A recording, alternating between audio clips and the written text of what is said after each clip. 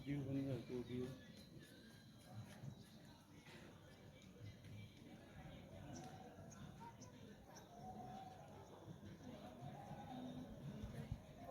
all of you. Today is Independence which is the national animal of India. Bharat का राष्ट्र बोलो national song of India. Bharat का राष्ट्रीय गीत किसने लिखा है?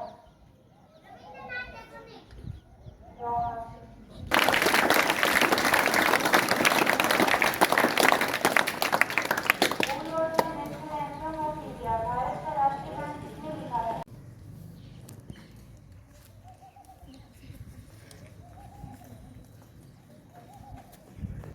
तो आप ये बात हमेशा याद रखना जिंदगी में कि आप कुछ भी बन जाओ, लेकिन जिन लोगों ने आपको उस काबिल बनाया है उनको कभी मत भूलना.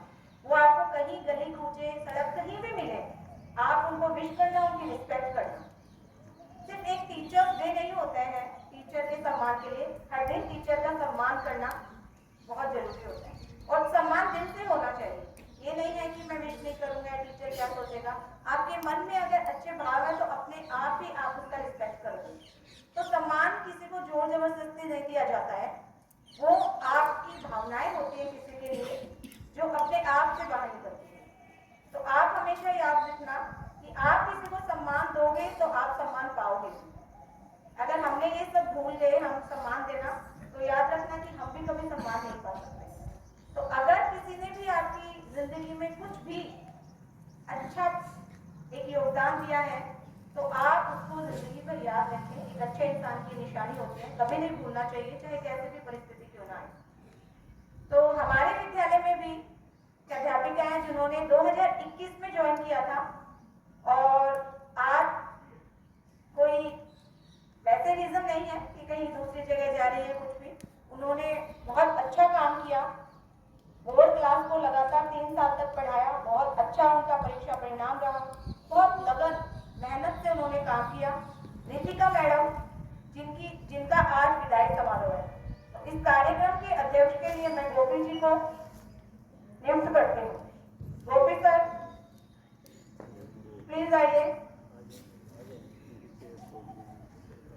और कार्यक्रम के मुख्य अतिथि हमारे विद्यालय के director sir mister Rajesh ji, please sir. तो 5th क्लास के बच्चे तो सब जानते हैं रितिका मैडम को. 5th क्या 4th 3rd सब पढ़ के गए हैं उनसे. और बड़े बच्चे भी हमारे अंदर सिर्फ ये रहता है कि भाई वो छोटे बच्चों को पढ़ाते बड़े, लेकिन याद रखना कि हम उन्हीं के हाथों से निकल के बड़े होके जाए. हमने जो भी पढ़ा है हम उनसे सीखे तो हैं. बड़े भी वो छोटे क्लास को पढ़ाने वाले टीचर है, उन्होंने तो हमें कमा के वहां तक भेजा है. तो उनका जो योगदान है कभी नहीं भुलाया जा सकता. उन्होंने हमें वो शेप दी है, वो उस काबिल बनाया है कि बड़े होके हम जो आप बड़ी बड़ी क्लासों में जा रहे हो, उन्हीं का तो योगदान है. उन्होंने आपको जो पहला टीचर क्या सिखाया, ए सिखाया. सोचो जब आपको कुछ नहीं आता उसने कितनी मेहनत की होगी. जब आपको पेंसिल भी नहीं पकड़नी आती थी, उसके बाद तो काम बहुत आसान हो जाता है. तो मेरा तो पर्सनली ये मानना है कि जो छोटी क्लास में टीचर्स पढ़ाते हैं वो काबिले तारीफ है. वो बच्चों को एक ऐसी शेप देते हैं, शेप दे के भेजते हैं. तो उसके बाद तो हमें केवल उनको संवारना होता है. जैसे एक मटका होता है ना, मटका बनाने के बाद आपको उसको पेंटिंग करना है, सजाना है. कैसे भी सजाओ वो आपके हाथ में. तो हम तो केवल उसको सजाने का काम करते हैं. साइंस वालों को साइंस पढ़ा दी, आर्ट्स वालों को आर्ट्स पढ़ा दी, लेकिन जो बेस होता है वो हमारे यही टीचर तैयार करके देते हैं. तो इन सब के लिए एक बार जोरदार तालियां बजाइए.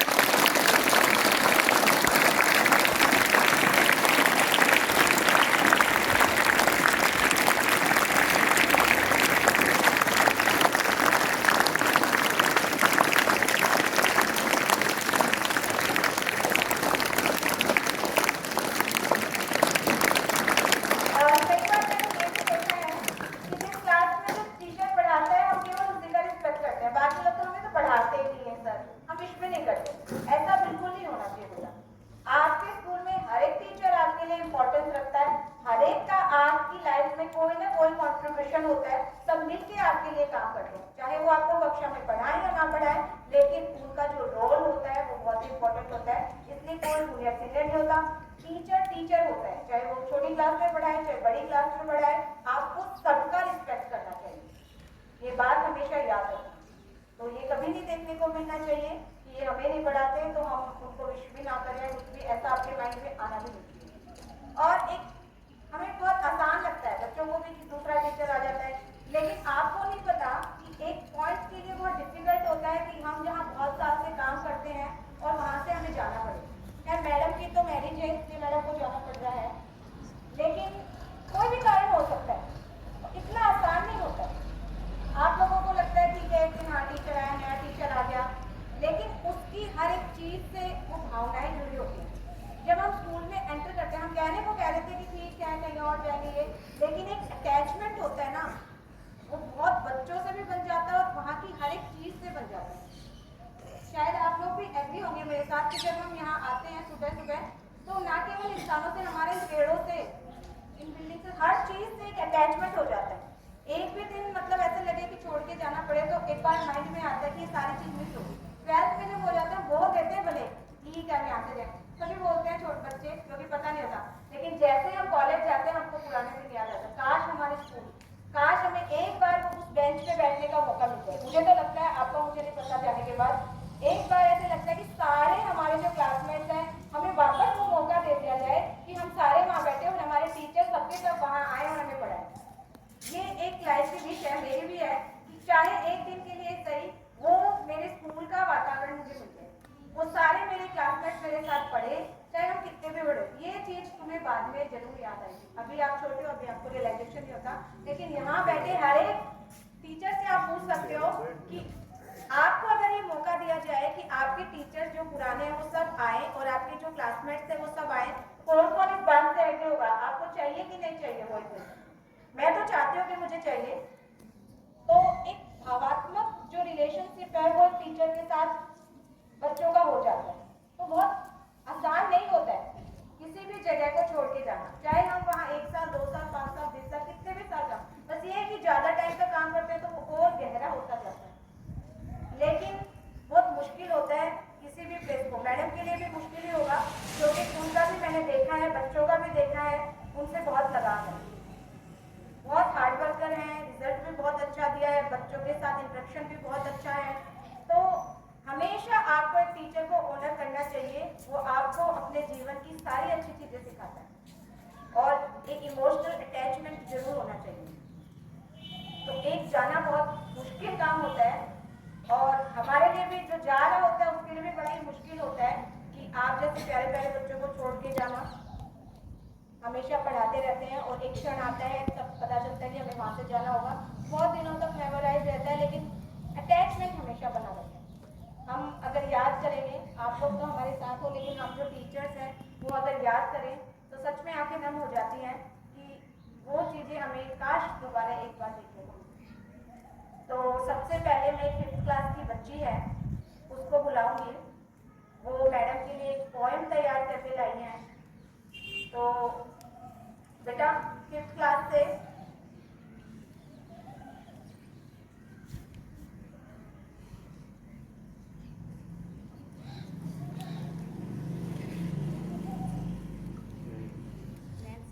नैन्सी आपको एक अच्छी सी पॉइंट सुनाएंगी जो मैडम के लिए तैयार करके लाई है। Good morning all of you. मैं कक्षा 5 की छात्रा नैन्सी हूँ। आज हमारी सबकी चहेती रितिका मैम के लिए कुछ शब्द बोलना चाहती हूँ। इस मतलबी से दौर में मुझे राह दिखाने का शुक्रिया। बेहद बेहद लंबी मुश्किल भरे थे वो वास्ते, आशा बनाने का शुक्रिया। मेरी छोटी छोटी गलतियाँ तेरी नसीहतों से सुधर गई, कभी भूला मैं पहचान तो मैं क्या हूँ ये बताने का शुक्रिया। 4 दीवारी में था सिमटा हुआ अनजान जगह पर शख्स अजनबी, मुझे पतझड़ से निकाल कर कुछ हसीन मंजिल दिखाने का शुक्रिया। माना वो एक दौर था, खेल खेल में बढ़ गई रंजिशें, हार जीत तो विद्यान है कह के गले लगाने का शुक्रिया। जब रोक थी इम्तिहाने की परीक्षा या कुछ करके दिखाने की, क्या कुछ हो सकता है एक रात में, वो जादू भी तो था, ये जादू सिखाने का शुक्रिया। Thank you. अब मैं रितिका मैडम को आमंत्रित करती हूँ कि वो 2 शब्द कहें बच्चों के बारे में या विद्यालय का जो एक्सपीरियंस उनका रहा है उसके बारे में। रितिका मैडम।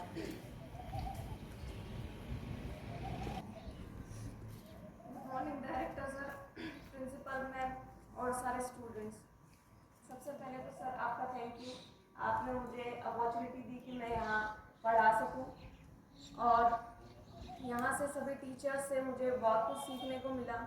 बच्चों ने भी मुझे बहुत सपोर्ट किया ताकि मैं उनको अच्छे से पढ़ा सकूं। बस मैं इतना ही कहना चाहूँगी। Thank you.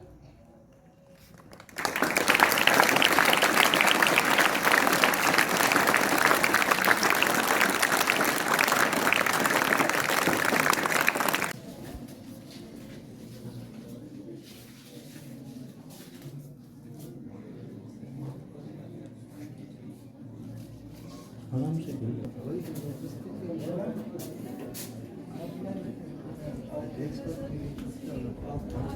अरे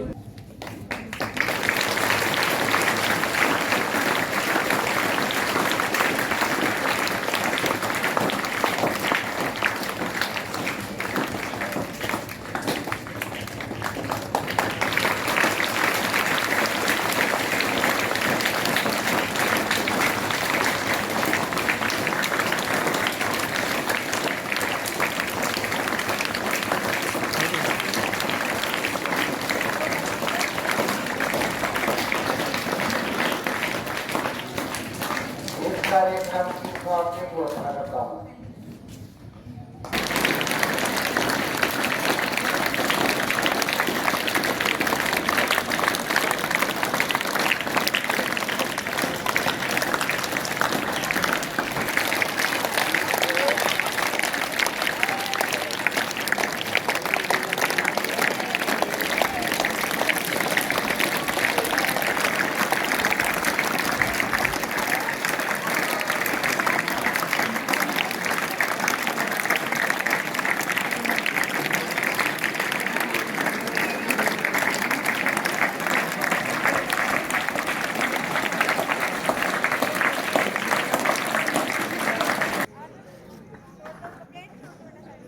आराम से ऐसे बैठिए।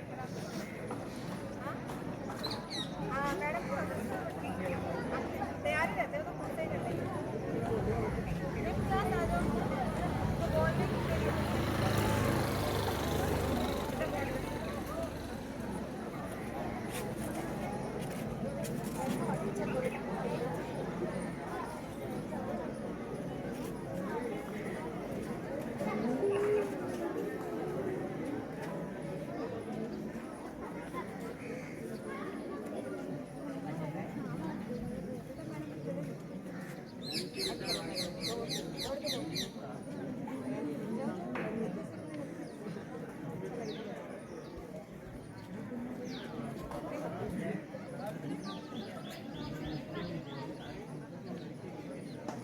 सारे एक साथ आ जाओ।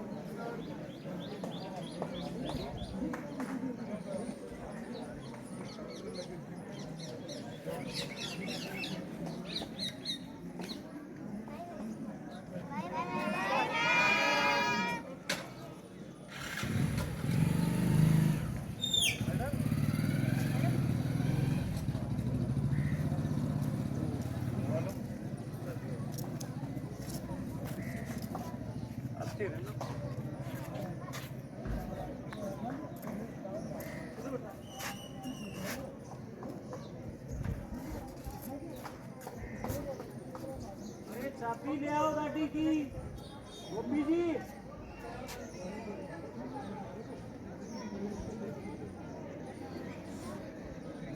फिर तो मैडम एक एक क्लास को छोड़ो।